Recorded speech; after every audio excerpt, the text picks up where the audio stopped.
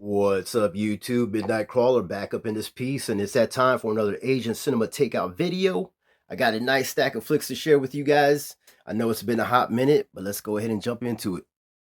Alright guys, let's kick things off with some Zero Woman Red Handcuffs from 1974, directed by Yukio Noda, and starring the lovely and deadly Miki Sugimoto.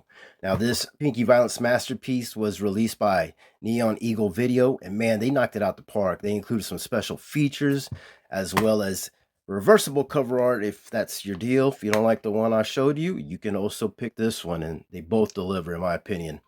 The transfer is great, the subtitles are on point, and I highly recommend you check this out, as it's quite possibly Miki Sugimoto's best flick, as well as Ieiji Go, who plays the bad guy in this. He really steals the show in my opinion. So guys, don't sleep on Zero Woman Red Handcuffs, the best in the series. Avoid all the others and just stick to the OG right here. Alright guys, let's continue the Pinky Violence goodness with Terrifying Girls High School Women's Violent Classroom from 1972. This is the one that kicked off the series, directed by Norifumi Suzuki and starring Miki Sugimoto and Reiko Ike. They team up to take down their corrupt school system in all its sleazy glory. A great release by Discotheque Media under their Nihon Nights line. Gotta love that alternate cover art. Next up, Terrifying Girls High School Lynch Law Classroom from 1973, also directed by Norifumi Suzuki and also starring Miki Sugimoto and Reiko Ike, once again taking down their corrupt school system. Man, Nihon Nights, Discotheque Media, kicking ass with some more alternate cover art right there. This one is a banger, as well as the disc art. Couldn't show you the last one because of nudity. But guys, if you want to see some Norifumi Suzuki goodness, definitely check out one of these. Sex and Fury, School of the Holy Beast. His filmography is fantastic. And the last of the Pinky Violence pickups, we have Terrifying Girls High School, Delinquent Convulsion Group from 1973. This one is directed by Seiko Shimura. And unlike Norifumi Suzuki's entries, Shimura-san has a bit more of a gritty, direct approach, which gives it this overall raw feel. And of course, Reiko Ike knocks it out the park, being a complete badass, taking on her gang rival as well as the corrupt school system. And her grand finale is, as you see right here on this alternate cover art, she goes out in a blaze of glory with her machine gun.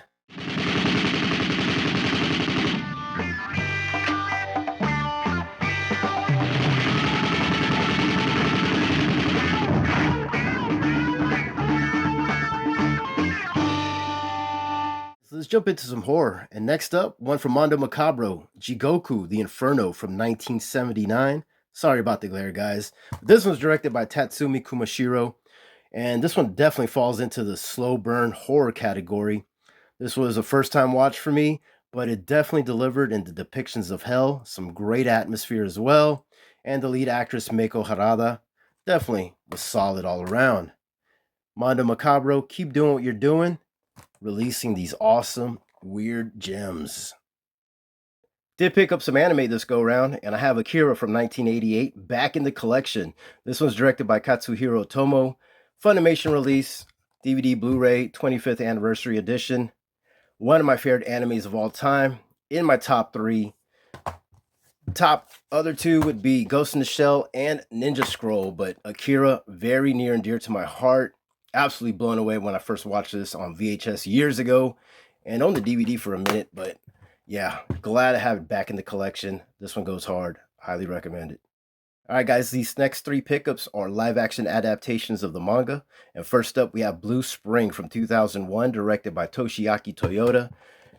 Released by Arts Magic DVD. Big fan of anything you can find from them because they're usually very obscure flicks or hidden gems. This one's no exception. Great cast, starring Ryuhei Matsuda and Hirofumi Arai. They've gone on to have extensive, successful careers. And this is like Crow Zero. If you're a fan of that Takashi Miike flick, you definitely want to give this one a shot. Next up, we have Cutie Honey from 2004, directed by Hideaki Anno, who also directed Shin Godzilla and Shin Kamen Rider. Now, I'm not sure about this release. It looks like a bootleg, but I'll tell you what, the transfer and the subtitles were on point, so that's all that really matters to me. And This has a great cast as well. Stars Eriko Sato as well as Mikako Ichikawa. And this is like a tame sushi typhoon flick. A fun popcorn flick. Couldn't ask for more. Good times. Next up, we have Casshern from 2004, directed by Kazuaki Kiriya, a director that started off doing music videos before jumping on a feature film. And this one, guys, is just pure eye candy. The CG still holds up. It really sucks you in. Very cool to look at. And you might want to smoke a joint before watching this one, if you know what I mean. And the last pickup for Japanese cinema, we have a Danger After Dark DVD release of X Game from 2010, directed by Yohei Fukuda. Now, this director, he does a ton of low-budget horror. You can find a lot of his older stuff on Tubi, like Tokyo Gore School and Death Tube 1 and 2. The X Game is a flick I can't recommend to you guys because it overstays its welcome with a 2-hour-long runtime.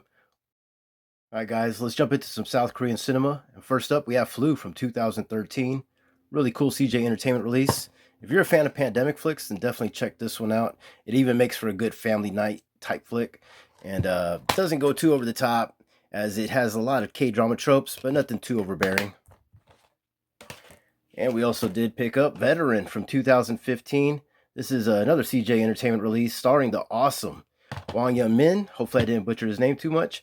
But yeah, if you like action cop dramas that go full throttle, then definitely check this one out, man. It delivers. All right, let's switch things over to some Thai cinema. And next up, we have This Girl Is Badass from 2011 from Magnet Releasing, starring the awesome and kick-ass Jija Yanin. Now, this is more of an upgrade for me from my DVD copy. And this action comedy, I'd say, could be hit or miss with a lot of people, as a comedy is really more miss than hit. But man, I am a Jija Yanin mark, so this is a definite must-own for me. All right, guys, let's jump into the Hong Kong and Chinese cinema. And first up, we have Masked Avengers from 1981, directed by the legendary Chang Cheh. And this is a Shaw Brothers flick as well, starring the Venom Mob, or at least most of them. Not 100% on that. But man, this movie blew me away. I know this ain't the best copy to own, as the quality of this transfer is pretty bad.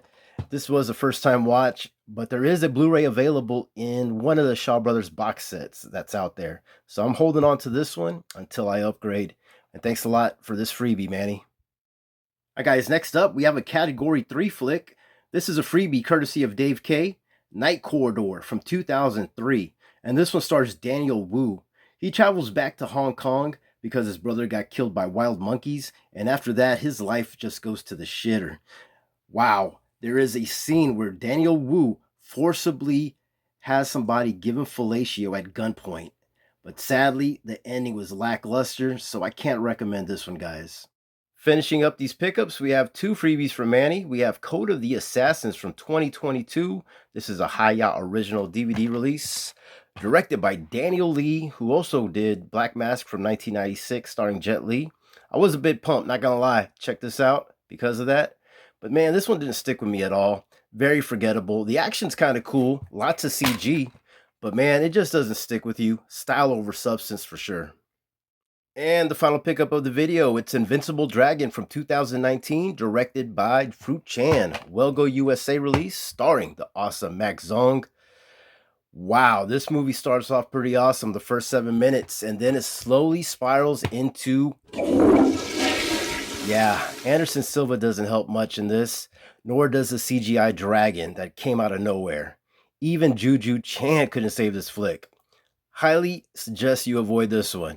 But that's going to do it, guys, for this edition of Asian Cinema Takeout. I hope you guys have a good one. I will catch you guys sooner rather than later. Peace.